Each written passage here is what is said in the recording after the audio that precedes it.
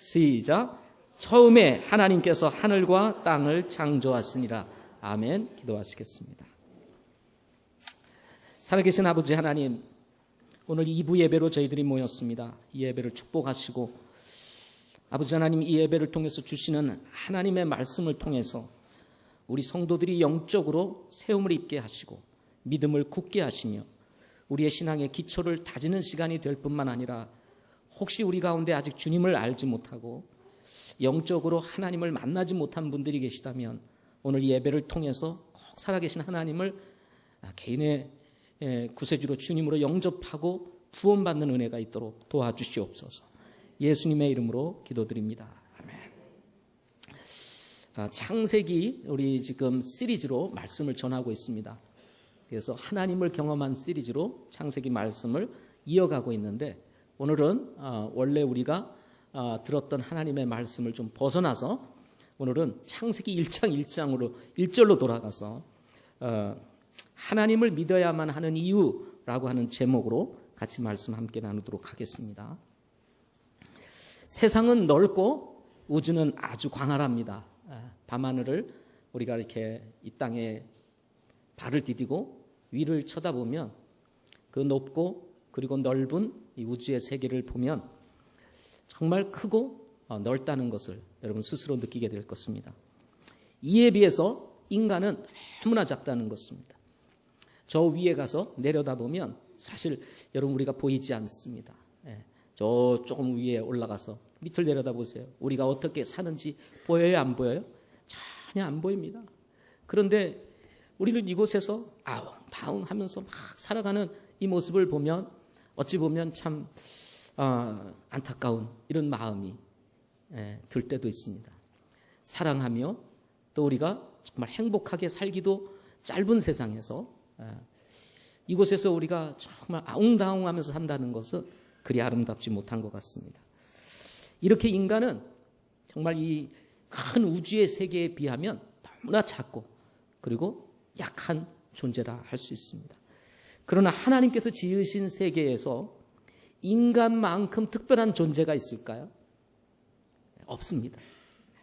언어를 가지고 서로 소통하고 생각과 의지를 가지고 판단하고 자신의 감정과 뜻을 따라서 결정할 수 있는 능력을 지니고 있는 어떤 존재도 우리가 살고 있는 세상에는 존재하지 않기 때문에 그렇습니다. 오직 인간만이 우리의 감정을 나누고 그리고 삶을 결정하며 살 수 있는 존재라는 것입니다. 저의 주머니에는 항상 스마트폰이 있습니다. 제가 필요할 때는 주머니에서 이것을 꺼내서 필요한 사람들에게 전화를 드리거나 때로는 페이스북을 통해서 국제적으로 저와 친구를 맺고 있는 사람들이 어떻게 사는지 그들이 사는 세상을 들여다보곤 합니다. 뿐만 아니라 긴급한 정보가 필요할 때에는 인터넷에 접속해서 필요한 정보를 얻기도 합니다. 길을 찾아야 할 때는 어떤 분들은 김기사를 부르지만 저는 티맵을 불러서 또 길 안내를 받기도 합니다. 우리 주변은 이렇게 편리함을 제공하는 사람이 만든 물건들로 가득 차 있습니다.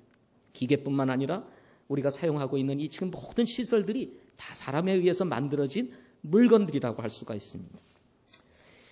이런 것들로 인해서 사람들의 삶의 질은 매우 높아지고 있다 할 수가 있습니다. 제가 요즘 최근에 이렇게 보니까 과거의 자동차와는 달리 최근에 나오는 자동차들은 아주 정말 디지털화되어 가고 있는 것을 볼 수가 있습니다. 과거 제가 차를 타고 다닐 때는 문을 열 때도 키를 넣어서 돌려가지고 문을 열어야 되고 시동을 걸 때도 키를 넣어서 돌려야 시동이 걸리고 그 다음에 트렁크를 열어도 자동차에서 이 안에서 호크를 잡아당겨야 트렁크가 열려서 이게 물건을 싣기도 하고 이렇게 꺼내기도 하곤 했습니다.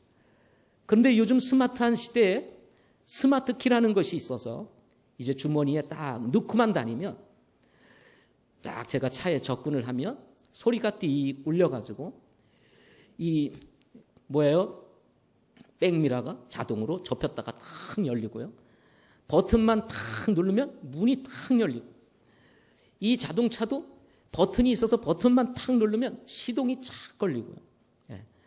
뭐 키를 넣을 필요가 없습니다. 제가 트렁크 쪽으로 이동을 하면 이놈이 알아서 신호를 받아가지고 트렁크도 텅 하고 자동으로 열리게 됩니다. 그뿐만 아닙니다. 이 앞뒤로 센서와 카메라가 있어서 후진을 하게 되면 카메라가 다 보여줍니다. 어디까지 접근해야지 다 보여서 부딪히지 않고 차가 기스나지 아니하고 잘 주차를 할 수 있도록 도와줍니다. 아주 위험한 코스를 돌아야 될 때는 센서가 있어서 계속 신호를 보내줍니다. 또 요즘은 안전띠를 매야 되잖아요. 안전벨트를. 이게요, 안 매면 맬 때까지 신호를 보내는데요. 땡땡땡 시끄러워서 매게 됩니다. 아주 요즘은 이렇게 자동화된 세상에서 우리가 살아가고 있는 것입니다. 참 편리한 세상입니다. 이런 세상을 살다가 보면 가끔 이런 생각이 듭니다. 야, 사람이 참 대단하다. 어떻게 이런 것들을 다 만들 수 있을까라고 하는 생각을 가지게 되는 겁니다. 저는 아무리 스마트폰을 제가 사용을 하지만 기계를 쳐다보고 아무리 그 속을 들여다봐도 아니 이게 어떻게 연결이 돼가지고 전파를 받아서 영상도 전송을 하고 인터넷에 접속을 해가지고 이게 모든 영상도 다 볼 수 있는 이렇게 될까? 아무리 들여다봐도 이게 잘 이해가 되지를 않습니다. 그런데 현실로는 그게 이루어지고 있다는 것입니다. 대단하지 않으세요? 그죠? 자, 옆에 계신 분들 한번 보시겠습니다. 대단하십니다 하고 인사 한번 하겠습니다. 참 대단하십니다. 예. 지금 그런 사람들이 우리들이에요. 우리들. 대단합니다. 그런데 이렇게 신기하고 놀라운 세상에서 우리가 살아가면서 부인할 수 없는 사실 한 가지가 있습니다. 그것은 이 모든 것들은 지금 우리가 사용하고 있는 이 모든 물건들은 만들지 않고는 존재할 수가 없다는 것입니다. 만들지 않고 결코 존재할 수 없는 이 수많은 물건들을 직접 누리고 경험하며 살아가지만 이런 인간의 위대함을 생각하기 이전에 반드시 던져야 하는 질문이 하나가 있습니다. 인간의 실존 앞에서 반드시 던져야 될 질문, 그것이 무엇일까요?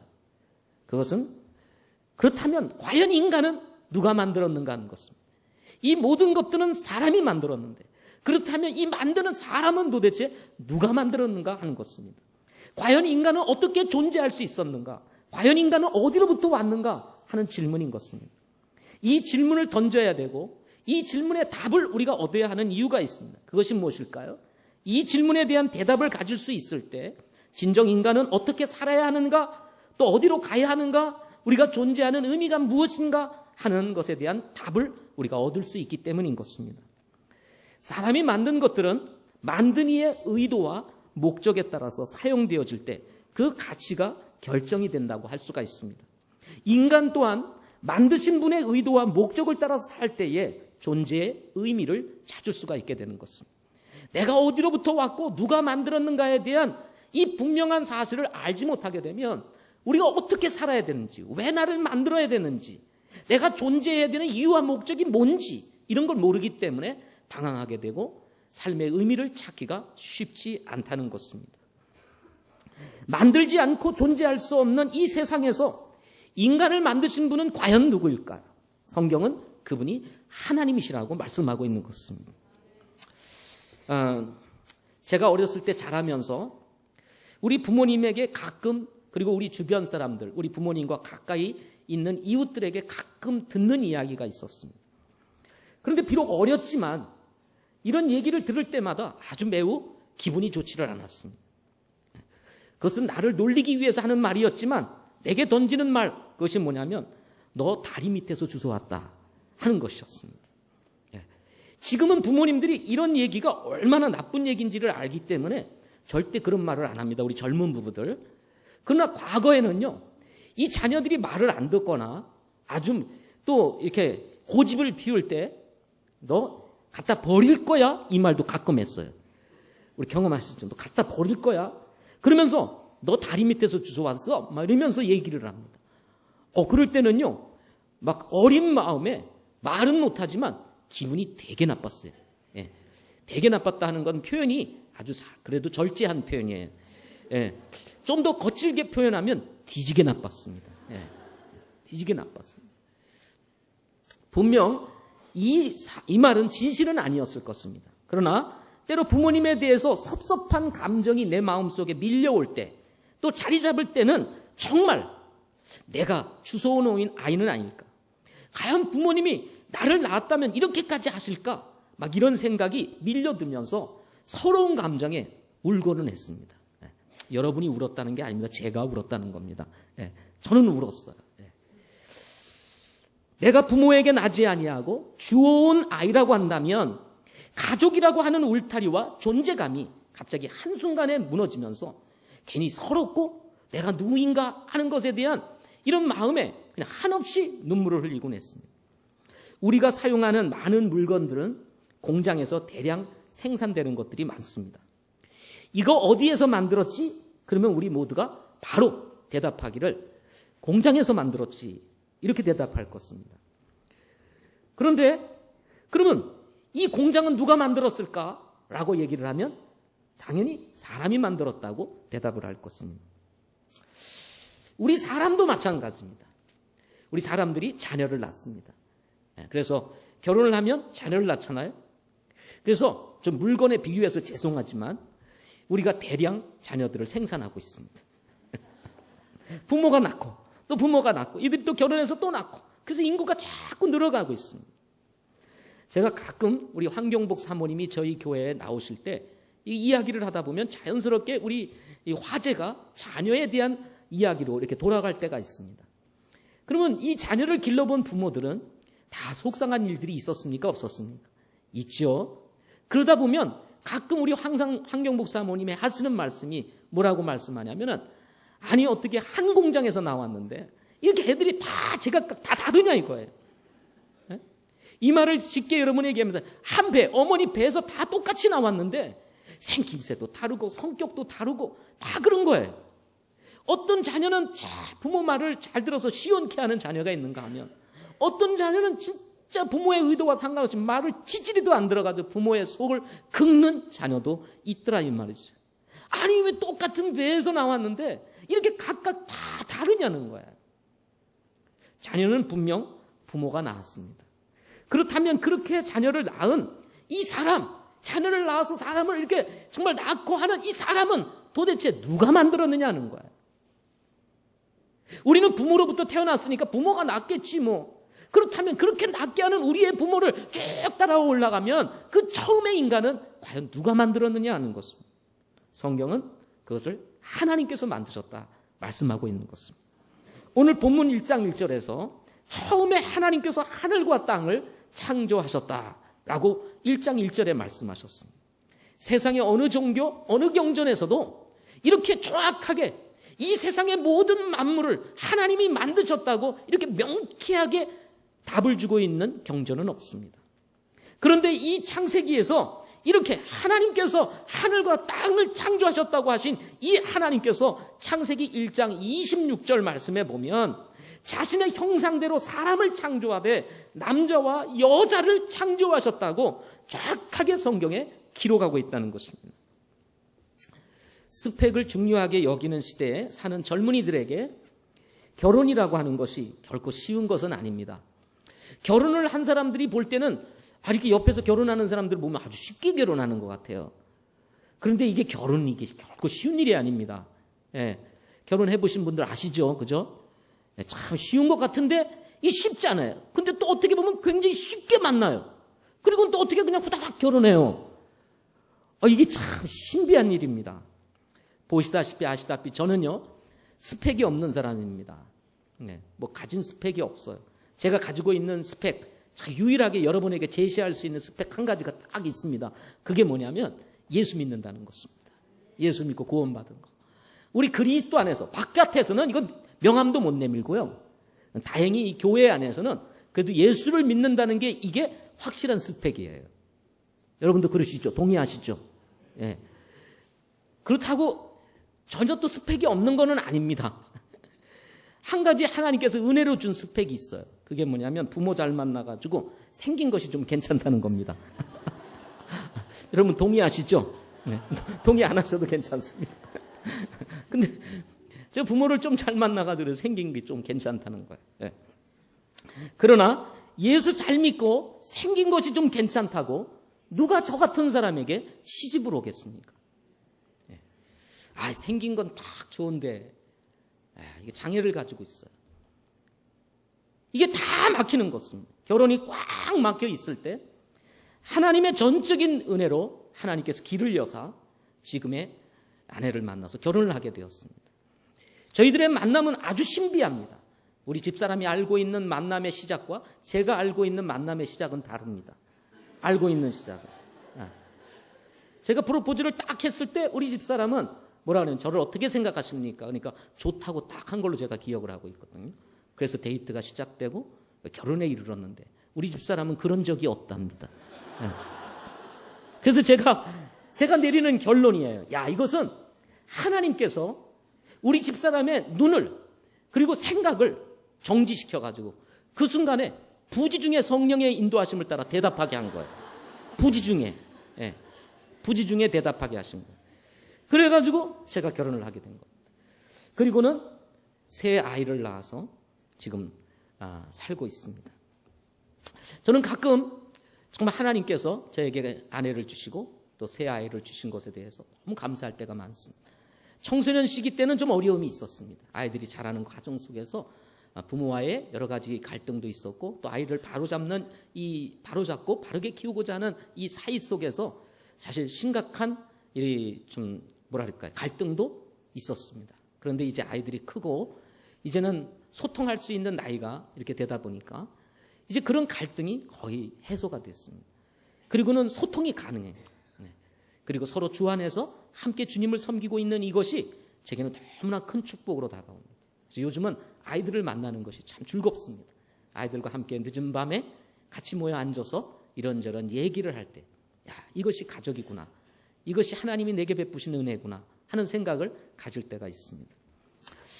그런데 가끔 성도들이나 저를 이제 처음 만나시는 분들이 우리 자녀들을 볼 때 우리 자녀들을 딱 보고는 하는 말이 목사님을 참 많이 닮았네요. 이렇게 얘기를 하시는 경우들이 있습니다. 네. 솔직히 제가 목회자이지만 솔직한 얘기로 얘기하면 우리 집사람을 닮았다 그러면 조금 섭섭해요. 네. 근데 나를 닮았다 그러면 에이 뭘 절 닮았어요. 저는 닮은지 모르겠어요. 그러지만 기분은 좋아. 여러분도 그래요 안 그래요? 우리 자녀를 두신 분 여러분들. 네. 우리 교회는 자매님들이 많잖아요. 자매님들이 아빠 닮았어요. 그러면 솔직히 엄마 닮았다 이런 것보다 좀 그러시죠? 아니세요? 네, 저만 그러시는 모양인데. 그런데 저는 개인적으로 우리 자녀들을 바라볼 때 저를 닮았다는 생각이 전혀 들지가 않습니다. 저를 닮은 구석이 없는 것 같아요. 그런데 보시는 분들은 닮았다고 얘기를 합니다. 이런저런 생각과 달리 사람들이 말하기를 이 아이는 나를 닮았어. 나를 닮지 않았어. 뭐 어떻게 하든지 간에 분명한 사실 한 가지가 있는데 그것은 우리 아이들은 저의 자녀들이라는 거예요. 나를 닮았든지 안 닮았든지 분명한 것은 내 자녀라는 거예요. 우리 부부 사이를 통해서 태어난 분명한 자녀라는 거예요. 이것 하나만은 분명하다는 것입니다. 그런데 참 신기하고 놀라운 것이 있습니다. 그것이 뭐냐면 아주 묘한 일인데 우리 교회 안에서 가끔 우리 성도들이 이제 자녀들이 이 앞에 올라와서 찬양을 하거나 뭐 율동을 하거나 이렇게 하나님 앞에 이렇게 순서에 따라서 영광을 돌릴 때가 있습니다. 저는 목회자이기 때문에 할 수만 있으면 객관성을 유지해야 되겠다. 그리고 저는 이때 딱 마음에 생각을 합니다. 내가 우리 아이는 쳐다보지 말자 하고 이렇게 생각을 합니다. 왜냐하면 여러분도 저를 다 보고 있거든요. 그러니까 목사님이 자기 자녀만 쳐다본다 그러면 이게 좀 그럴 것 같아요. 제 느낌이 그래요. 그래서 목회자는 객관적이어야 되니까 내 자녀는 바라보지 말고 다른 사람 보자. 내가 이렇게 굳게 마음을 이렇게 가지고 저 앞에 앉아서 항상 이 프로그램들을 참여하고 또 기뻐하고 이렇게 합니다. 그런데 부인할 수 없는 사실은 내가 안 보자 그러면서도 다 본다는 거예요. 이렇게 싹 본다는 거예요. 어떤 표정 그리고 어떤 자세를 가지고 하는지 이게 나도 모르게 자꾸 눈이 간다는 거예요. 이거 부인할 수 없는 사실이에요. 여러분은 그래야 안 그래요? 여러분 더 심하죠.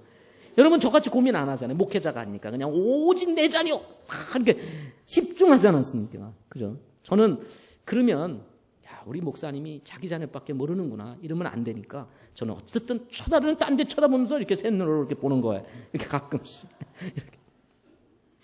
왜 그렇습니까? 저를 통해서 낳은 유일한 자녀이기 때문에 제 마음속에 내 자녀를 사랑하는 마음이 큰 것입니다. 이건 부인할 수 없는 사실입니다. 여러분도 그렇죠. 여러분의 통해서 낳은 자녀이기 때문에 나도 모르게 뭐 시켜서가 아니라 내 눈이 나의 자녀를 향해서 갈 수밖에 없다는 것입니다.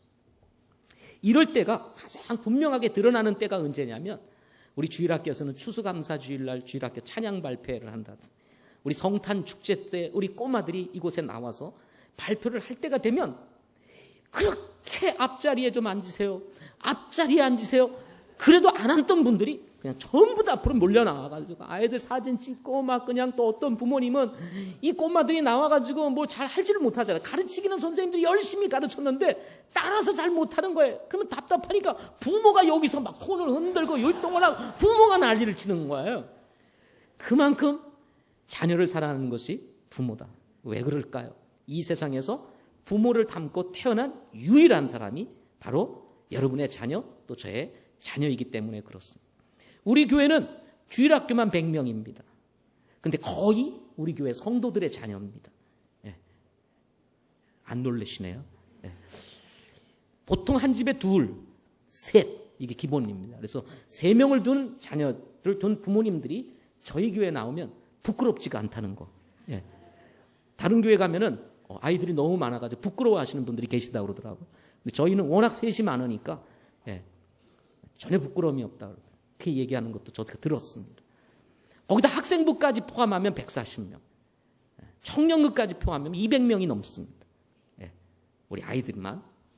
근데 이 아이들 가운데 똑똑하고 예쁘고 잘생긴 애들이 얼마나 많겠어요. 그죠? 그건 여러분도 동의하실 겁니다. 객관적으로 보면 내 자녀보다도 잘나고 똑똑한 아이들이 분명히 있습니다. 그럼에도 불구하고 여러분 어떻습니까? 잘났든 똑똑하든 그 아이들이 있든 말든 상관없어요. 부모는 누구에게만? 내 자녀가 정말 객관적으로 봐도 못생겼어. 그런데도 뭐해? 제일 이뻐. 객관적으로 봐도 사실은 똑똑하지 않아. 그래도 뭐예요? 그래도 내 아이가 최고더라 이 말이죠. 왜요? 나를 통해서 난 유일한 자녀이기 때문이다 하는 것입니다. 하나님께서 자신의 형상대로 사람을 만드셨다 그랬습니다. 그러니까 이 세상에서 하나님이 만드신 엄청난 작품이 그냥 이 우주 안에 가득 담겨져 있습니다. 저 하늘의 무수한 별들로부터 시작해서 이 지구촌 안에 있는 수많은 생물들과 그리고 꽃들과 생명체들 그리고 정말 아름다운 이 자연의 세계를 들여다보면 얼마나 신기하고 놀라운 것들이 많은지 말도 못합니다. 우리가 저 수영을 못해서 들어가지 못하는 저 바닷속도 들어가 보면 그 신비함과 아름다움은 이루 말할 수가 없다는 것입니다. 그런데 하나님이 지으신 수많은 작품들 가운데에서 유일하게 하나님을 닮은 작품은 바로 저와 여러분들이라는 것입니다. 예. 그래서 하나님이 누구를 사랑하시는 줄 아세요? 이 우주 안에 있는 하나님이 지으신 수많은 걸작품들을 사랑하는 게 아니고 하나님을 닮은 저와 여러분을 사랑한다는 것입니다. 왜? 하나님께서 지으신 이 모든 세계에 하나님을 닮은 유일한 존재는 바로 저와 여러분이기 때문에 그렇습니다. 우리 부모님들이 우리 자녀들을 사랑할 수밖에 없는 이유와 같이 하나님께서는 하나님을 닮고 하나님의 형상대로 지음받은 이 사람을 하나님은 아주 사랑한다는 거예요. 그냥 사랑하는 게 아니라 어떻게 사랑해요? 아주 사랑합니다. 그 사랑은 우리가 측량할 수가 없습니다. 그리고 그 사랑의 깊이 또한 측량할 수가 없습니다. 안타까운 것은 이렇게 하나님께서 고귀하고 가치 있고 의미 있게 만들었던 인간이 그만 선악을 알게 하는 나무의 열매를 따먹고 타락을 하게 되었다는 것입니다. 죄를 범하게 되었다는 것입니다. 그래서 그 죄로 말미암아 하나님이 주셨던 생명마저도 이제 끊어지게 됐고 그 결과로 인간에게 죽음이 찾아오게 됐다는 것입니다. 그래서 사람이 죽게 되는 것입니다. 나이가 되고 시간이 되면 어떤 형태로든 사람은 한 번은 반드시 죽게 된 겁니다. 그게 왜 그렇습니까? 인간이 죄를 범함으로 그 죄의 결과로 우리에게 찾아온 가장 고통스러운 불행이 바로 죽음이라는 것입니다. 그런데 문제는 뭐냐면 이 죽음이 단순히 그냥 우리가 그냥 이 땅에 살다가 그냥 죽어서 흙으로 돌아가는 것으로 끝나는 것이 아니라 이 죽음은 2차 죽음으로 이어지면서 둘째 사망 곧 불못에 들어가게 된다는 것을 성경은 밝혀놓고 있다는 것입니다. 인간을 사랑하시는 하나님께서 이것을 그냥 볼 수가 없습니다. 죄를 범해가지고 타락한 인간, 존재의 의미와 가치조차도 알지 못하고 자기 마음대로 자기가 어디로 가는지도 모르고 살아가는 저 수많은 영혼들을 바라보면서 우리 주님이 우리를 사랑하기 때문에 그냥 둘 수가 없는 거예요. 왜 부모가 자녀들이 잘못된 길을 가면은 그냥 두지 못하고 가서 데리고 오고 싸움을 하고 씨름을 하고 그럽니까? 다른 거 없어요. 사랑하기 때문이에요. 사랑하기 때문에. 남이라고 그러면요 그렇지 않아요. 자기가 살든 말든 자기가 뭐 어떻게 되든 말든 관심 안 갖습니다. 근데 왜 내 자녀들에게 그렇게 합니까? 내가 낳은 아이고 내가 사랑하는 아이니까. 인간이 죄를 범해서 잘못된 길 갈 때 죽음을 넘어 또 다른 2차 죽음으로 이어지는 인간의 그 불행을 바라보면서 우리 하나님께서 그냥 있을 수 없어서 우리를 사랑하시기에 사랑하는 아들 독생자 예수 그리스도를 이 땅에 보내주시고 그리고 그분을 우리를 위하여 십자가에 대신 우리의 죄를 위하여 십자가 못 박혀 죽게 하시고 그리고 3일 만에 부활하심으로 말미암아 우리를 죄에서 구원하실 수 있는 하나님의 은혜를 우리에게 부어주셨다는 것입니다. 요한복음 3장 16절 보면은 하나님께서 세상을 이처럼 사랑하사 자신의 독생자를 주셨으니 이것은 누구든지 그를 믿는 자는 멸망하지 아니하고 영존하는 생명을 얻게 하려 하심이라 그 말씀을 했어요. 예수님을 믿기만 하면 우리를 위해서 이 땅에 오셔서 대신 우리의 죄를 대신하여 십자가에 달려 돌아가신 그 예수 그리스도를 믿기만 하면 믿는 자는 멸망하지 않고 영존하는 생명을 얻게 하십니다 하고 성경에 말씀하고 있다는 것입니다. 요한복음 1장 12절 말씀에서는 그분을 받아들이는 자, 그분은 바로 예수 그리스도인 것입니다. 예수님을 믿지 아니하고 자기 마음대로 살아가는 사람들이 이제는 예수님을 믿기로 결정을 하고 그분을 자신의 삶에 받아들인 자는 곧 그분의 이름을 믿는 자들에게는 다 하나님의 아들이 되는 권능을 그분께서 주셨다라고 말씀을 하고 계십니다. 그래서 예수 믿고 구원받아 우리가 하나님의 자녀가 된 것입니다. 예수님을 믿고 나서 저의 인생이 변화되기 시작했습니다. 제가 예수 믿고 나서 제 마음속에 가장 의미 있게 다가왔던 것은 뭐냐면 하나님은 나 같은 사람도 사랑하신다는 것이었습니다. 하나님은 누구 같은 사람이요? 나 같은 사람도 사랑하신다는 것. 자, 여러분 손을 한번 드시고 여러분 가슴에 대시고 하나님은 나 같은 사람도 사랑하십니다. 하나님은 나 같은 사람도 사랑하신다. 솔직히 여러분 괜찮은 사람처럼 보이세요? 여러분 괜찮으세요? 그래도 나 정도면 괜찮지. 뭐 이렇게 생각하십니까? 아시죠? 여러분 누군지. 솔직히 여러분 어떤 사람인지 아세요? 모르세요? 알죠? 그런데 이런 우리를 하나님이 사랑하신다는 거예요. 네. 솔직히 우리의 그 보이지 않는 세계로 들어가서 한번 이렇게 해부해 본다고 생각해 보세요. 얼마나 지저분하고 더러운 인생입니까? 그런데도 하나님 나를 사랑하신다는 거예요. 거기다가 저 같은 사람은 이미 장애를 가져서 인생에 그야말로 그냥 바닥을 친 사람 아닙니까? 이런 나 같은 사람을 하나님이 사랑하신다는 거예요. 예수를 믿고 난 이후에 시간이 흐르면서 제 마음속에 더 분명히 깨닫고 확실하게 된 것이 있었어요. 그것은 뭐냐면 하나님은 나뿐만 아니라 하나님의 형상대로 지음을 받은 이 지구촌에 살고 있는 모든 사람을 한 사람도 빼놓지 않고 사랑한다. 흑인이든 백인이든 그리고 우리 황인이든 IS라든지 뭐 이슬람 사람이든 저 미국에 있는 저 북한에 있는 김정은까지도 하나님은 어떻게 하신다는 거예요? 사랑하신다는 거예요. 우리가 볼 때는 사람 같지 않은 사람처럼 보이는 사람도 하나님은 사랑하신다는 거예요. 왜요? 하나님의 형상대로 지음을 받은 유일한 존재이기 때문인 것입니다. 때때로 우리 예수 믿는 사람들이 생각하기를 하나님 우리만 사랑하죠. 그리고 믿지 않는 사람에 대하여 우리가 자칫 등을 돌리기가 쉽습니다. 에이 믿지 않잖아. 아니에요.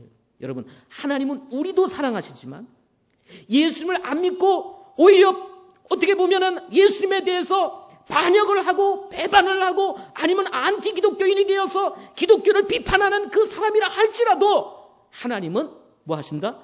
사랑하신다는 것입니다. 그래서 우리가 그런 분들까지도 사랑해야 하는 것입니다. 그래서 여러분, 제가 깨달은 것이 하나 있습니다. 그것은 뭐냐면 우리가 하나님을 닮고 태어나는 순간 우리는 하나님이 가지고 있는 그 가치만큼의 사이즈의 가치를 지닌 존재다는 거예요. 여러분 누구 닮았어요? 하나님 닮았다고 그랬죠. 하나님이 만드셨죠. 하나님이 만드는 순간 우리는 하나님 사이즈의 존재 가치를 가진 사람들이라는 거예요. 맞죠? 제가 그걸 증명해 드려 볼까요? 우리 박종훈 형제가 여기 다 앞에 앉아 있는데 우리 아들이 2명이 있습니다. 근데 오늘 여러분 딱 이 아들을 딱 만나는 순간 애가 왜 이렇게 생겼어요? 한마디씩만 던져보세요. 심각한 문제가 생깁니다. 심각한 순간. 시험에 들고 무슨 이런 성도가 있나 이런 교회가 있나 다음 주에 안 보일 가능성이 많습니다. 근데 반대로 아이가 너무 잘생겼어요. 우리 형제님 닮았어요. 너무 이뻐요. 막 오늘 다 그래 보세요. 그러면 평생 교회 안 떠납니다. 그뿐만 아닙니다. 그렇게 칭찬한 사람들을 다 기억해. 고마워, 기뻐하고 만날 때마다 마음껏 웃어줄 겁니다. 근데 만날 때 여러분 혹시 우리 성도들이 서로 인사도 안 한다 이렇게 생각하시는 분들이 가끔 있는데 그거는 여러분 지나다니면서 서로 이렇게 칭찬을 안 해서 그런 거예요. 아세요? 그러니까 그냥 무관심하게 지내는 누군가 한번 칭찬을 해줘 보세요. 그러면요 만날 때마다 안녕하세요 안녕하세요 한다고요.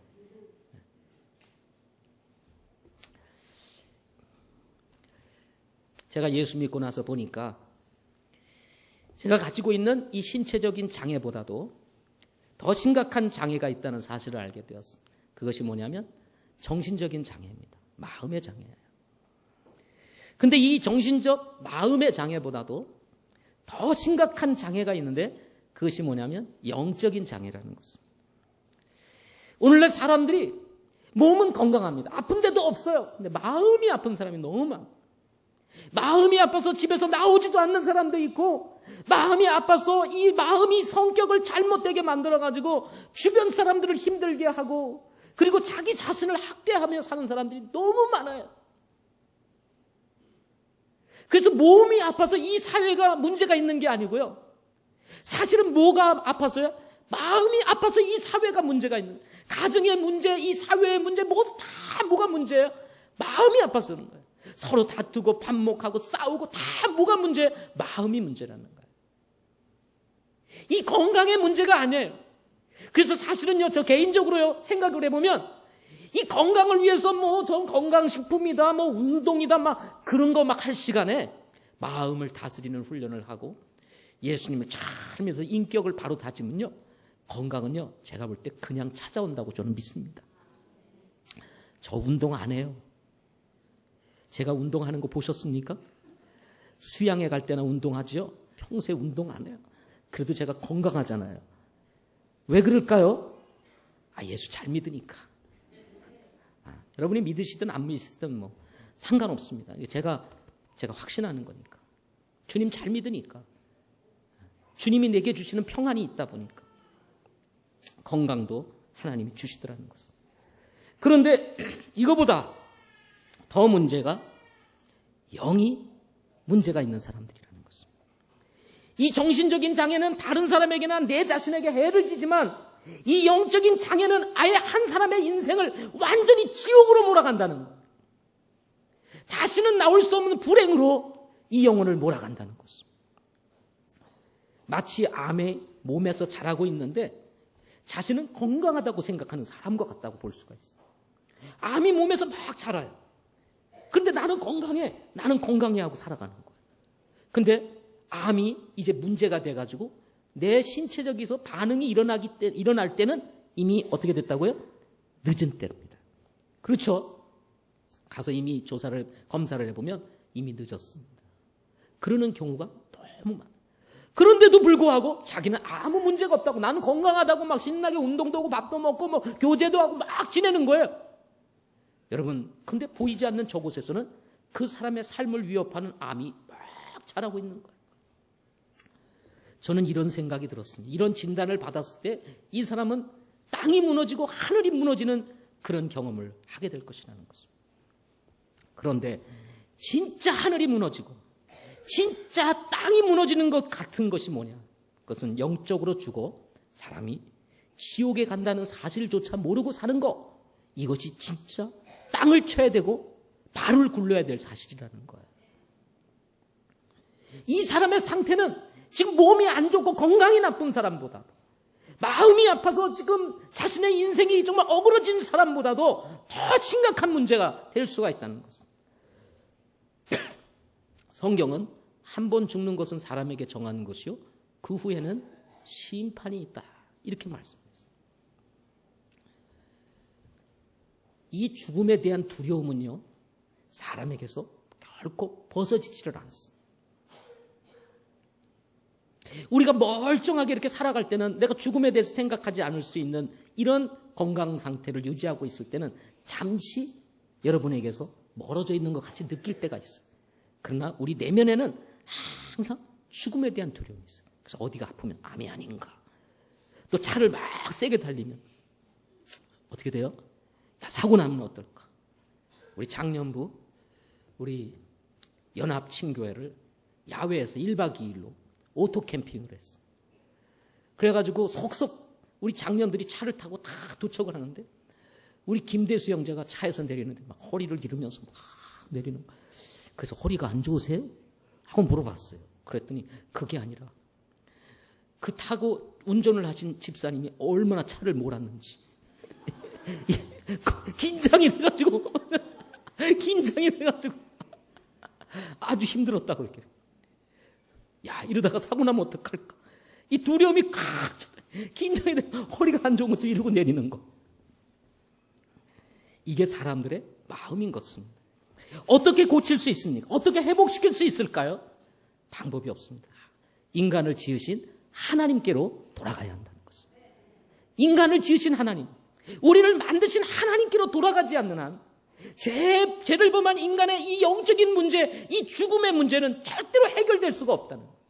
우리 스스로 해결할 수가 없습니다. 그 어떤 사람도, 그 어떤 의로운 사람도 인간의 죄의 문제를 해결해 줄 수 있는 것이 아무것도 없다는 것입니다.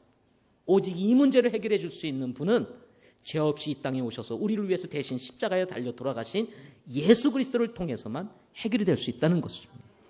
따라서 마태복음 11장 28절에 보면 수고하고 무거운 짐진 모든 자들아 너희는 내게로 오라 내가 너희에게 안식을 주리라. 수고하고 무거운 짐.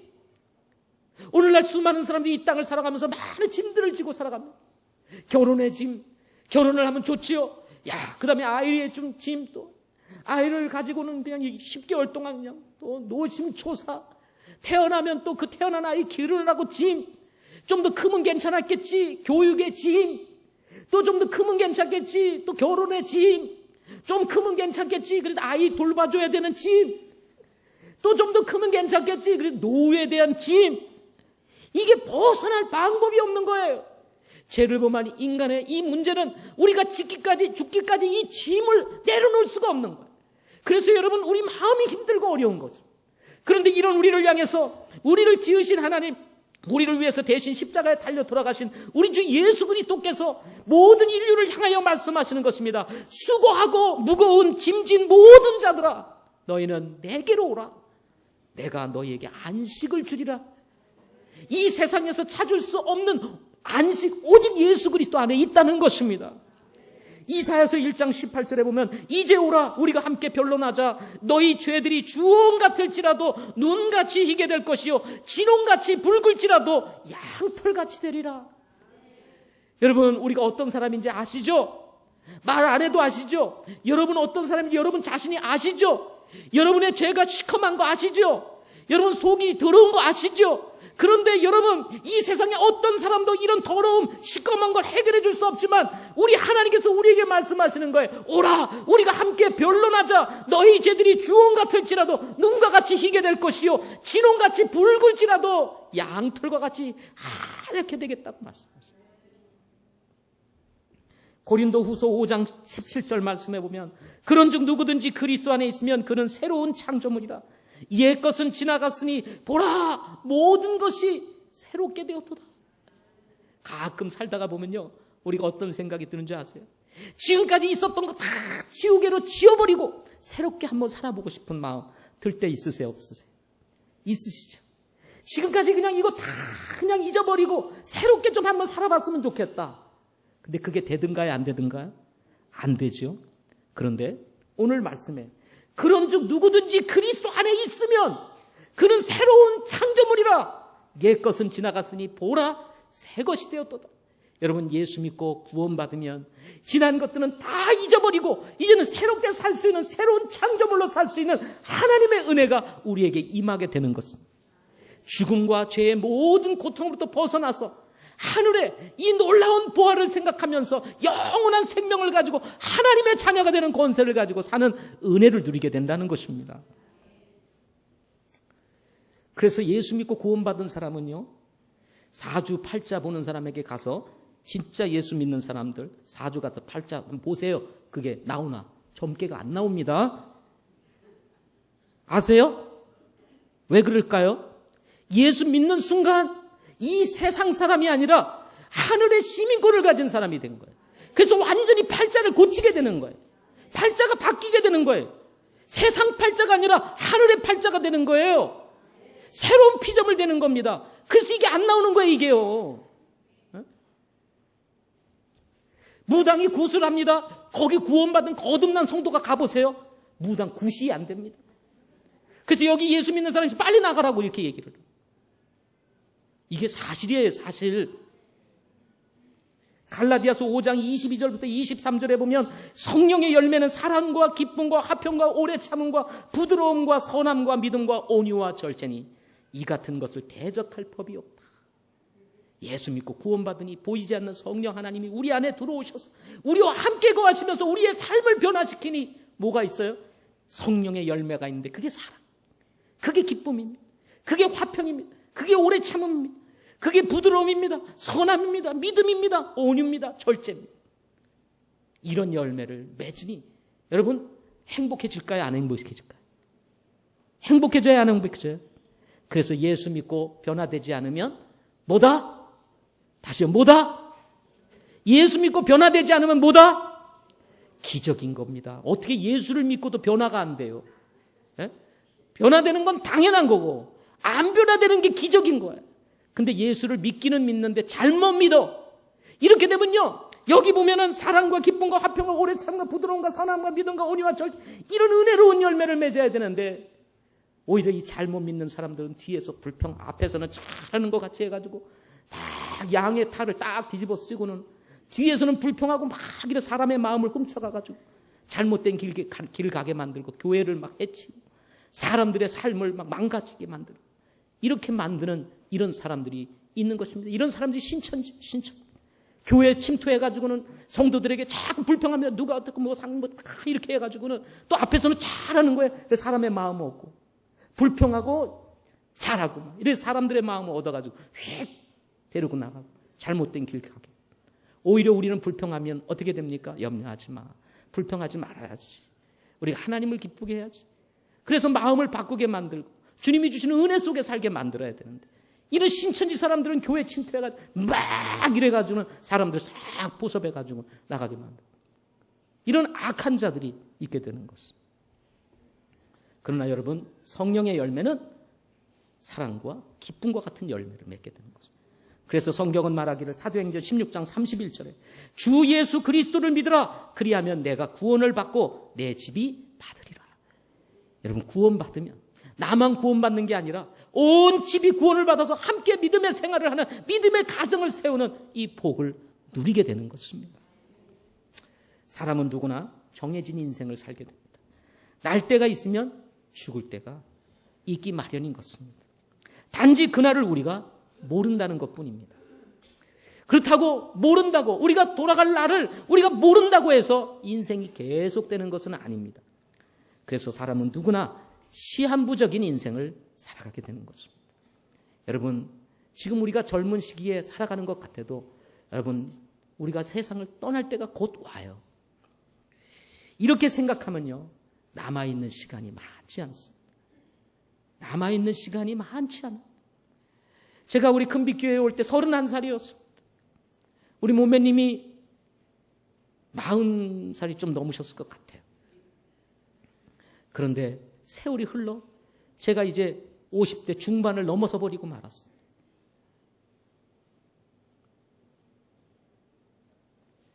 시간이 그냥 확 지나갑니다. 빨리 지나갑니다. 많이 남아있는 것 같은데 여러분, 남아있는 거 많지 않아요. 남아있는 시간이 다 차기 전에, 하나님을 믿을 수 있는 기회가 사라지기 전에 하나님을 믿는 것, 이것이 여러분 가장 큰 축복인 것입니다. 이 세상에 있는 거 다 얻어도, 좋은 거 다 얻고 가질 수 있는 거 다 가져도 하나님을 만나지 못하면 여러분 그것들 다 의미가 없는 거예요. 다 놓고 가야 되니까 다 사라지는 것들입니다. 그러나 예수님을 믿고 구원받는 순간 우리는 영원한 생명을 얻게 되고 하나님의 나라에 들어간다 이 말이죠. 이런 찬송이 있습니다.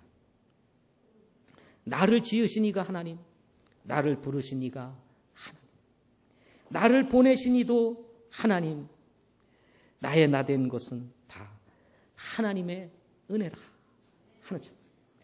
나를 지으신 이가 하나님, 나를 부르신 이가 하나님, 나를 보내신 이도 하나님, 나의 나된 것은 다 하나님 은혜라. 나의 달려갈 길 다 가도록, 나의 마지막 호흡 다 하도록 나로 그 십자가 품게 하시니 나의 나된 것은 다 하나님의 은혜라. 제 인생을 살아가면서 지금 제가 누리고 있는 것은 다 하나님의 은혜라는 것이 제가 내리는 결론입니다. 내가 할 수 있는 것이 없었습니다. 내가 가질 수 있는 것이 없었어요. 그런데 가만히 돌아보니까 보이지 않는 하나님께서 내 인생에 개입하셔서 이것도 주시고 저것도 주시고 이렇게 주시고 저렇게 주셔서 다 하나님이 가지게 하셨더라. 다 하나님이 소유하게 했더라. 필요한 거 다 채워주셨더라. 시한부 인생, 우리의 인생에 거부할 수 없는 하나님의 은혜가 필요한 때인 것입니다. 왜냐하면 하나님께서 우리를 만드셨기 때문인 것입니다. 우리를 지으셨기 때문인 거예요. 우연히 그냥 어느 날 갑자기 태어난 존재가 아니고 하나님의 계획과 섭리 가운데 하나님의 형상을 담고 태어난 저와 여러분이기 때문에 여러분의 삶 속에 이 거부할 수 없는 하나님의 은혜, 우리를 위해서 이 땅에 오신 예수 그리스도의 그 놀라운 은혜가 여러분에게 꼭 필요한 거예요.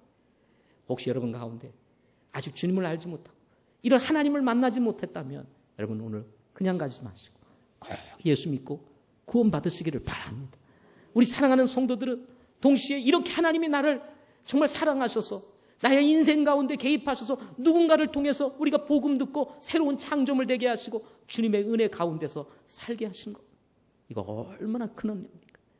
세상 가운데 빠져서 그야말로 방황할 수밖에 없을 때 하나님께서 우리의 자존감을 세워주시고 자신감을 세워주시고 부끄러울 수밖에 없던 우리의 인생을 새로운 안개를 거치게 하듯이 싹 거치게 하셔서 새로운 세계를 보게 하시고 하늘 소망 가지고 살 수 있는 은혜를 부으셨으니 여러분 얼마나 감사합니까? 아멘. 그래서 여러분 이 자존감, 영적인 자존감을 회복하고 믿음으로 살아가는 우리 성도님들 다 되시기를 바랍니다. 기도하겠습니다.